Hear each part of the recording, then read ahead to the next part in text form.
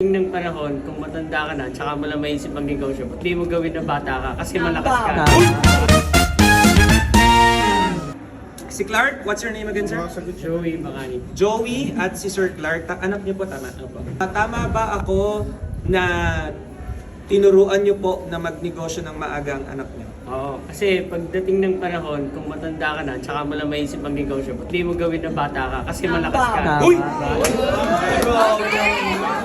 Kita, napakaganda ng last Saturday, birthday mo pare ko, di ba? Wow! Birthday niya last Saturday. As ilang taon na pare? 10 years old na siya. As 10 years old, hindi nag-overthink, hindi nag-analyze. Dala mo ba check it today? Ha, nandiyan? Guys, kasama natin yung father niya ngayon, ha? Oo. And of course, with the consent of father, pinapayagan niyo pong magnegosyo ang anak natin, tama? Malala. Clark, basahin mo pangalan mo, Bo. Huwag na pala, Bo. Ano na lang.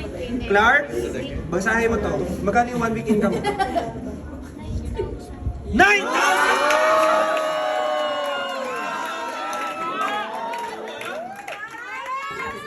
Saan ako nung 9? Parang nung mga edad na ganito, sir, nagtitikit pa lang ako ng triangle at square.